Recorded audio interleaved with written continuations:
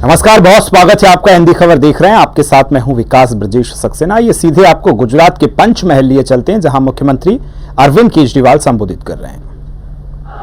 इनकलाब वंदे वंदे। केम छो? मजामा? दूर दूर से, कोने कोने से आए हुए मेरे सभी प्यारे प्यारे बहनों, भाइयों, माताओं, बुजुर्गों, बच्चों, आप सब लोगों को मेरा नमस्कार, सब लोगों को मेरा प्रणाम। कुछ गजब ही हो रहा है पूरे गुजरात के अंदर। हो रहा है कि नहीं हो रहा है? गजब की हवा चल रही है चारों तरफ। जहां जा रहे हैं झाड़ू चल रही है, जहां जा रहे हैं झाड़ू चल रही है। ऊपर वाला अपनी झाड़ू चला रहा है, आसमान में बैठ के ऊपर वाला झाड़ू चला रहा है गुजरात के ऊपर। जहां जा रहे हैं लोग कहते हैं बदलाव चाहिए, लोग कहते हैं परिवर्तन चाहिए। किस किस को बदलाव चाहिए? हाथ खड़े करके बताओ। सबको बदलाव चाहिए। तो मैं आज आपके लिए खुशखबरी लेके आया हूं। केंद्र सरकार ने अपनी खुफिया एजेंसी में, केंद्र सरकार का बड़ी घबराहट हो रही है। केंद्र सरकार में, गुजरात सरकार में बड़ी घबराहट हो रही है। क्या होगा इस बार गुजरात में, क्या होगा चुनाव में? तो केंद्र सरकार ने खुफिया एजेंसी भेजी है गुजरात में। उसका नाम है आईबी। सुना है आईबी का नाम? आईबी एजेंसी भेजी है। पता करके आओ गुजरात में। की रिपोर्ट नहीं है, आईबी की रिपोर्ट है, खुफिया एजेंसी की रिपोर्ट है।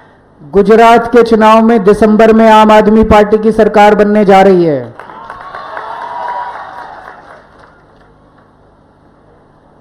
यह आईबी की रिपोर्ट है, लेकिन उसमें यह भी लिखा है सरकार तो बन रही है, लेकिन अभी थोड़ी किनारे पे है, मार्जिन पे है। 92-93 सीट आ रही है, 90-92-93 सीट आ रही है। अब आपको काम करना पड़ेगा। एक जोर से धक्का मारो, 150 पार होनी चाहिए, 150 सीट आनी चाहिए। अभी जैसे भगवंत मान जी ने कहा, दिल्ली में जनता ने 70 में से 67 सीट दी, 67। कांग्रेस को 0 दी, बीजेपी को 3 दी। पंजाब में 117 में से 92 सीट आम आदमी पार्टी को और बीजेपी को 2, एक बीजेपी को 1 सीट पे। गुजरात के अंदर 182 में से 150 सीट आनी चाहिए आम आदमी पार्टी की। आएगी नहीं आएगी? और भाजपा की तो आम आदमी पार्टी की सरकार बनेगी, दिसंबर में बनेगी। सबसे पहला काम करेंगे, भ्रष्टाचार खत्म करेंगे। इन्होंने लूट लिया गुजरात को, लूट लिया इन लोगों ने गुजरात को, कोई कसर नहीं छोड़ी इन्होंने। कहते हैं गुजरात घाटे में चल रहा है, गुजरात सरकार घाटे में चल रही है। अरे क्यों घाटे में चल रही है? हर चीज पे टैक्स लगा दिया इन्होंने।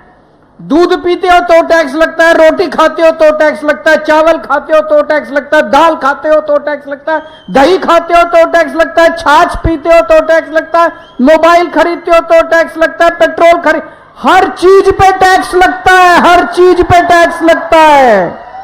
कहां गया इतना सारा पैसा? अरबों खरबों रुपए आप लोग अरबों खरबों रुपए देते हो गुजरात सरकार को। कहां गया सारा पैसा? लूट लिया इन लोगों ने। एक एमएलए, मेरे को पता चला, एक एमएलए है, चुनाव लड़ने के पहले उसकी 4 एकड़ जमीन थी, 5 साल में 1000 एकड़ जमीन हो गई, 1000 एकड़ जमीन। एक और एमएलए है, 2000 रुपए महीने की नौकरी करता था, अभी 20,000 करोड़ का मालिक है, 20,000 करोड़ का मालिक। ये सारा पैसा इनके मुंह के अंदर हाथ डाल के सारा पैसा बाहर निकलवाएंगे इन लोगों का। अंदर हलक के अंदर इनका खा गए ये सारा पैसा, इनके पेट के अंदर से सारा पैसा बाहर निकालेंगे हम लोग। एक एक पैसे का हिसाब होगा।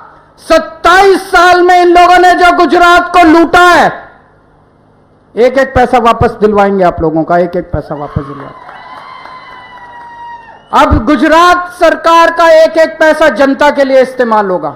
एक भी पैसा लूटने नहीं देंगे, एक भी पैसा खाने नहीं देंगे। अब से सरकार बनने के बाद कोई मंत्री चोरी नहीं करेगा, कोई मुख्यमंत्री चोरी नहीं करेगा, कोई एमएलए चोरी नहीं करेगा, और अगर कोई चोरी करेगा तो जेल जाएगा। हमारा भी कोई चोरी करेगा, हमारा अपना भी चोरी करेगा, उसको छोड़ेंगे नहीं। अभी पंजाब में हमारी नई नई सरकार बनी।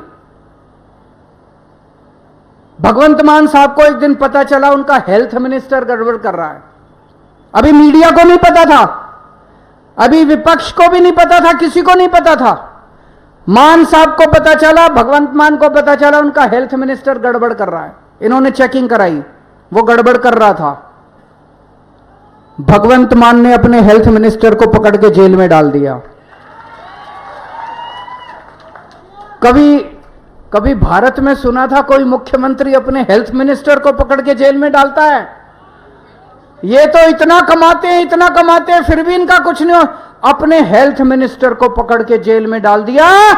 आम आदमी पार्टी कट्टर ईमानदार पार्टी है, हमारी सरकार कट्टर ईमानदार सरकार है। मेरा बेटा भी चोरी करेगा, मेरा भाई भी चोरी करेगा तो जेल में जाएगा, बख्शेंगे नहीं किसी को।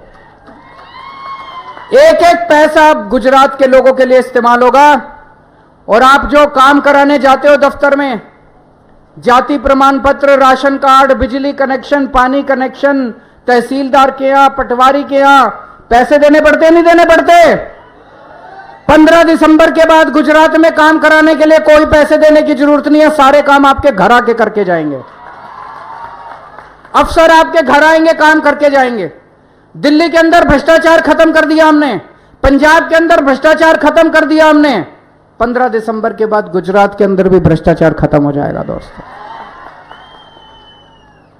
मैं जितनी बार गुजरात आता हूं, इतना प्यार मिला है मुझे। कुछ लोग कहते हैं कि आप हमारे बड़े भाई की तरह हैं, बुजुर्ग कहते हैं कि आप मेरे बेटे की तरह हैं। मैं आप लोगों से पूछना चाहता हूं, कितने लोग मुझे अपना भाई मानते हैं? कितने लोग मुझे अपना बेटा मानते हैं? कितने लोग अपने परिवार का हिस्सा मानते हैं, परिवार का मेंबर मानते हैं? दोस्तों, आपका ये प्यार मैं कभी भी टूटने नहीं दूंगा, आपका विश्वास कभी टूटने नहीं दूंगा।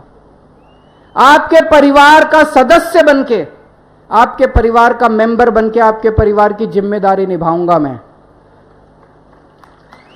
मैं जानता हूं इस वक्त आप बड़ी महंगाई से गुजर रहे हो। गुजरात में सबसे ज्यादा महंगाई है, देश में सबसे ज्यादा महंगाई है। सबसे पहले मैं आपको महंगाई से छुटकारा दिलाऊंगा, सबसे पहले महंगाई से छुटकारा दिलाऊंगा। 1 मार्च के बाद आपको बिजली का बिल भरने की जरूरत नहीं है, मैं आपका बिजली का बिल भरूंगा। आपका बिजली का बिल मैं भरूंगा। दिल्ली के अंदर लोगों के 0 बिजली के बिल आते हैं, 24 घंटे बिजली आती है। पंजाब के अंदर 0 बिजली के बिल आते हैं, 24 घंटे बिजली आती है। 1 मार्च के बाद आपके भी 0 बिजली के बिल आएंगे और 24 घंटे बिजली आया करेगी।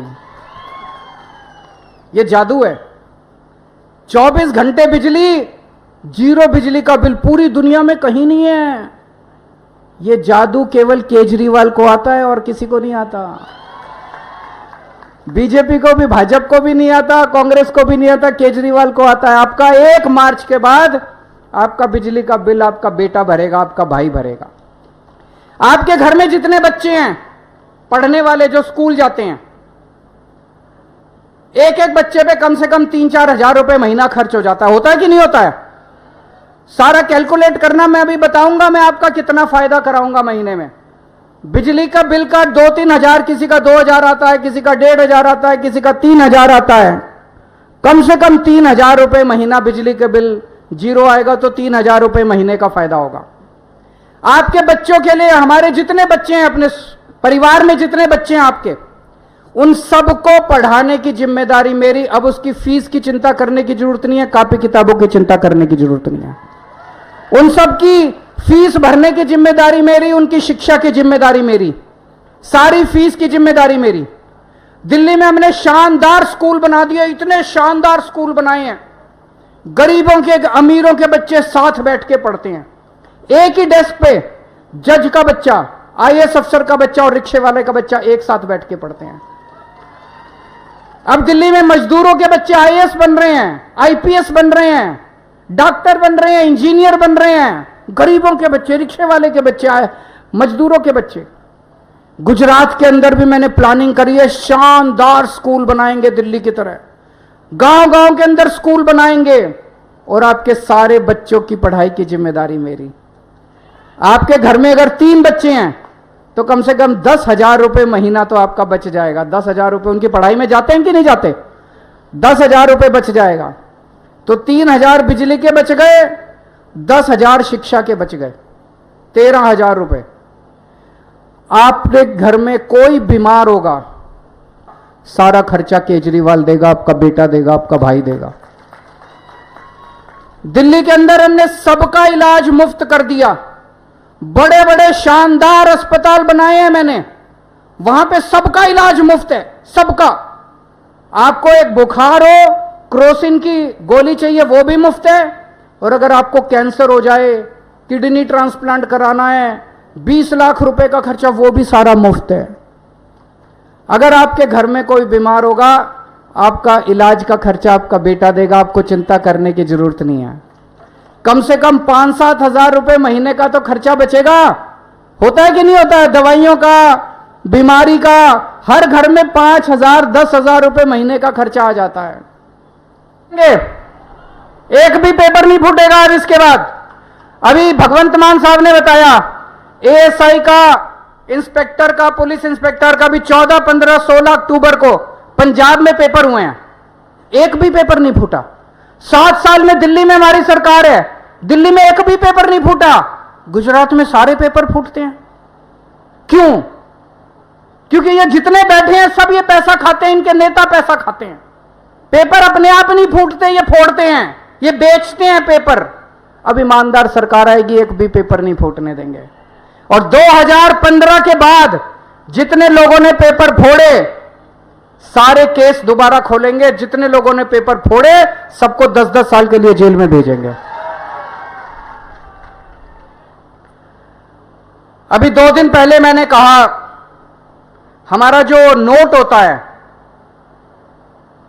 नोट के ऊपर गणेश जी, लक्ष्मी जी की तस्वीर होनी चाहिए कि नहीं होनी चाहिए? कितने लोग मानते हैं कि गणेश लक्ष्मी की तस्वीर नोट के ऊपर होनी चाहिए? नोट के ऊपर गणेश लक्ष्मी की तस्वीर होगी तो उनका आशीर्वाद मिलेगा, देश तरक्की करेगा।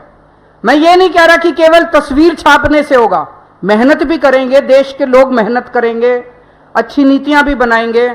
लेकिन कुछ भी कर लो, जितनी मर्जी मेहनत करो, जब तक ऊपर वाले का आशीर्वाद नहीं मिलता तब तक मेहनत सफल नहीं होती है कि नहीं है? ऊपर वाले का आशीर्वाद तो चाहिए। तो मैंने कहा कि गणेश लक्ष्मी जी की तस्वीर होनी चाहिए। इतनी गालियां दी इन्होंने मेरे को, इतनी गालियां दी।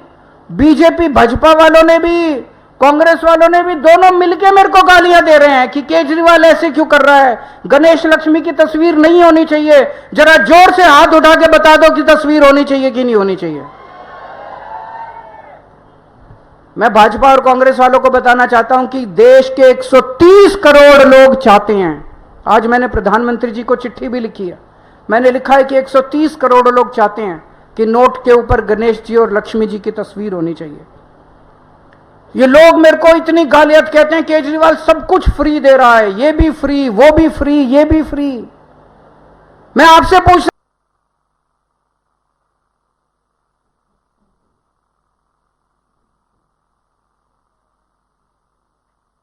करोड़ का 30,000 करोड़ का पैकेज, जिस दिन उन्होंने कहा 30,000 करोड़ का मैं पैकेज, सारे मंत्री बड़े खुश हो गए। अब मंत्री लूटेंगे, ठेकेदार खुश हो गए, अब ठेकेदार लूटेंगे। आपको क्या मिलेगा? ठेंगा।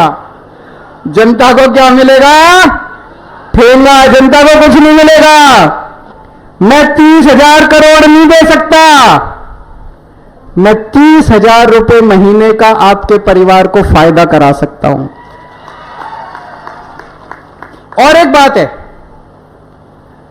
अयोध्या में रामचंद्र जी का मंदिर बनने तैयार हो रहा है, अगली साल तक तैयार हो जाएगा। कौन कौन जाएगा अयोध्या? अयोध्या जाऊ छे?